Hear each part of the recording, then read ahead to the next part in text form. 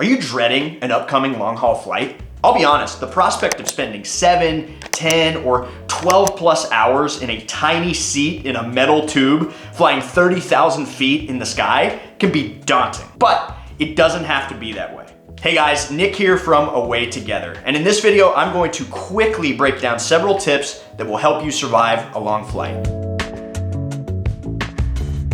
I'm gonna cover things like what to wear, some key essential items that you'll wanna bring with you, ways to pass the time, and even break down some strategies on where to sit and how to get quality sleep. Let's get started with what to wear. Okay, in terms of what to wear, comfort is key. You're gonna be sitting for hours on end and possibly in kind of a cramped seat. So the last thing you want is for your clothing to add to your discomfort. I usually recommend wearing layers because the temperature on planes can be unpredictable. So dressing in layers gives you a little bit more control. If you get hot, you could shed a layer. If you get cold, you can add one. If you're traveling carry-on only, you'll want what you wear on the plane to work with your overall packing strategy. And typically, what I recommend to carry-on only packers is to wear their bulkier items on the plane with them to save space in their bag. So that's things like jeans, boots, a jacket, etc. However, for a really long flight, it can be super uncomfortable to have to sit there for 10, 12 hours in something like a pair of jeans. So let me give you an example. Here's a clip of my wife, Allie, and I before boarding a long flight from Frankfurt, Germany to Phuket, Thailand. I wanna walk through this clip and show you exactly what we're wearing. So my wife, Allie, is wearing some comfy leggings by Lululemon, a basic t-shirt by Madewell, and her favorite jean jacket. I'm wearing a basic pair of Nike joggers and a merino wool t-shirt, which merino wool is great because it can help regulate temperature. Now, if you don't really like wearing, leggings or joggers or sweatpants or something like that in public, which I understand, you could always have them in your personal item bag with you and then just change into them on the plane before you try to get some shut-eye. And then also be sure to have a nice comfy jacket or hoodie with you so you can keep warm during the flight. One other item I recommend wearing for long-haul flights is compression socks. In the clip that we just looked at, I'm wearing them. You can't really see, you can kind of see right here, but compression socks are great because they help regulate your circulation, which can be really important on these long flights. Okay, let's get into some long-haul flight essentials that you're gonna want to bring with you on your flight. Before I get into the list of items that you wanna bring, it's important to have a bag that's going to give you access to these essential items. And I wanna give you a few different ideas. If you're a one-bag traveler carrying a backpack, consider something like this Porter 46 from Osprey.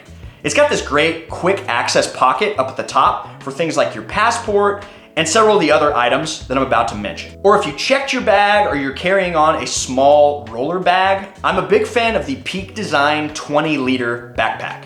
It's super sturdy and has a lot of great storage space. Another smaller idea is something like the Tripped Travel Gear Tech Pouch. I've given a more full review of that. If you want to check it out, I'll link it below. Or you could go with some type of small sling or fanny pack like Allie has on here. Okay, in terms of some essentials to bring with you, let's get started with toiletry type items. Essential number one is a toothbrush and toothpaste.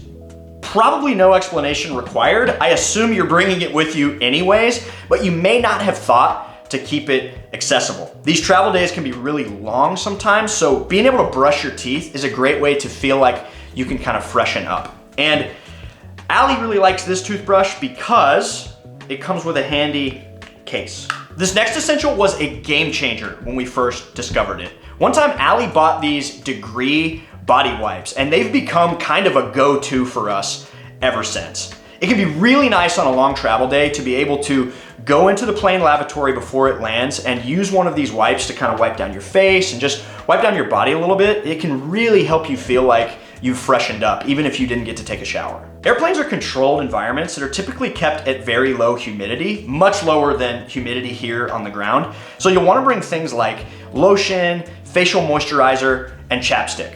Just make sure it's under the 3.4 ounce liquid requirement set by the TSA. Because planes are so dry, you're also going to become dehydrated faster. So as we transition into a couple of comments about food and drink, I'm gonna make some recommendations about water. First off, you're gonna wanna make sure that you're properly hydrated before your flight. Now don't overhydrate because that can actually have a reverse effect. Next, make sure you bring a great refillable water bottle. I've linked my favorite below. Once you go through airport security, you can then fill that water up, typically with various water fountains or stations throughout the airport.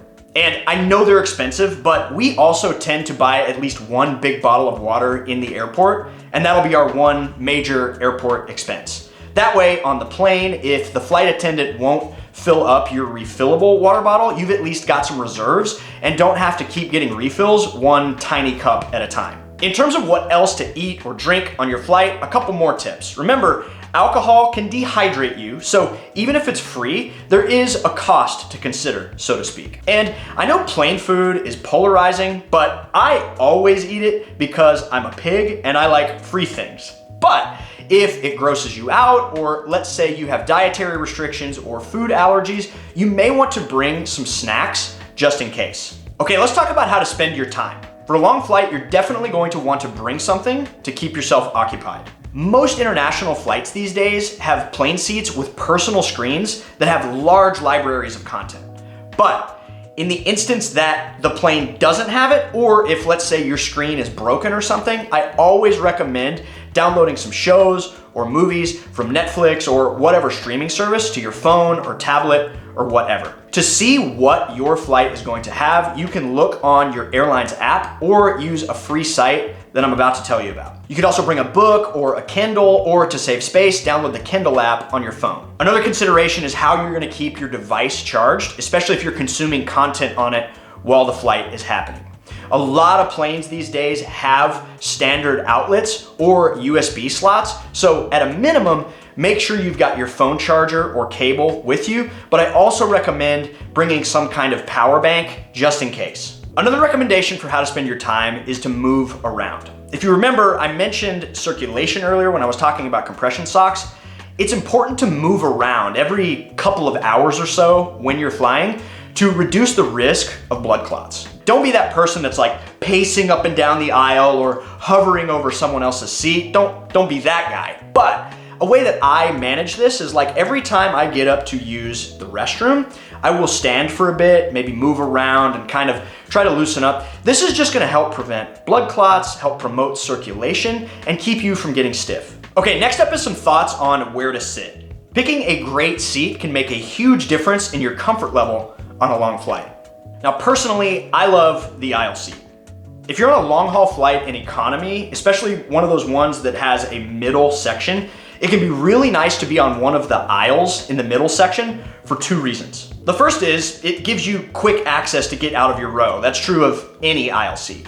But the second is it gives other people in your row a different way out of the row than just where you're sitting. Let's say you're asleep and someone else in your row has to go to the bathroom. There's a good chance that they could go the other way and not have to wake you up. One of my favorite seating scenarios is when my wife and I can have a row of 3 to ourselves and leave the middle seat empty between us. That's what's going on here in this clip, and that's actually from that same flight from Frankfurt to Phuket. What had happened was we were supposed to be seated a few rows ahead, and then once the boarding door had closed and we noticed that no one was in that row, we asked if we could move back there. The flight attendant was cool with it, and we had a much more comfortable seating arrangement for that flight. Now, this isn't always gonna work for you, but what I will say is don't be that person that like goes and sits there while people are still getting on the plane. Don't do that. Go sit in your assigned place. The time to do it is once the boarding door has closed. See what's available and ask. The worst someone can say is no. If that feels risky to you and you don't want to take chances on kind of the luck of the draw, which is very much what we did, I highly recommend checking out the free website Seat Guru, which will help you figure out in advance which seat to purchase. Seat Guru allows you to look up your specific plane, and it'll help you find the best and worst seats, as well as in-flight amenities and user-submitted reviews. Of course, one of the best ways to get amazing comfort on a long-haul flight is to fly business or first class with a lie flat seat. We've had the blessing of flying business class on a couple of international flights now, and it's definitely worth it if you can make it happen. For example, when we flew business class on a 12-hour flight from Singapore to Istanbul, where, as you can see, my feet barely even reached the footrest because we had so much legroom. or an incredible American Airlines flagship business flight from Rome to Chicago, where I got seconds and even thirds on dessert, which was a sundae bar. Now, I don't say any of this to brag. It made our flight very, very comfortable, but for me, the best part is those flights were both essentially free because we booked them using points that we earned through credit card welcome bonuses. If you want to learn more about that, I've linked to my favorite card that helped me pull off that flight from Singapore to Istanbul. And I've also got a list of my favorite credit cards for earning travel rewards that I review and update monthly. You can see that link below as well. Okay, let's talk about sleep, because getting quality sleep on a long flight can be kind of tough. But if it's an overnight flight or you just want to try to get some sleep, there are a few things that you can do. The first thing I recommend is bringing an eye mask to block out any light. You may not be the kind of person that normally sleeps with an eye mask, but on a plane, there's all kinds of light, and this is just gonna help you if you wanna get some shut-eye. The next thing is, and I probably should have recommended this earlier, is to bring some noise canceling headphones. This is gonna help block out any sounds that may be going on. Okay, another thing I like to do, and this is not medical advice, but consider if you wanna bring some kind of non-habit forming sleep aid like melatonin. This can just help your body adjust to whatever time you're trying to get on, and it can help you get a few quality hours of sleep. Okay, if you're wondering if you should buy or bring one of those travel neck pillow things, this could be controversial, but my vote is no. It is comfortable on the plane, but you've gotta lug that thing around with you for your whole trip. I usually just skip it. They typically, and I'm not gonna say always, so don't get mad at me, but they typically will hand out a pillow, or if you ask for one, they'll give you a little plane pillow and a blanket on the plane. Another big consideration when it comes to sleep and long haul flights is how to deal with jet lag. In this video, I break down my exact strategies for how to overcome jet lag so I can hit the ground running when I arrive at my destination. Thanks so much for watching. If you got value out of today's video, please hit that thumbs up button. It actually helps. And let me know in the comments below if you've got a long haul flight essential or tip. Happy travels.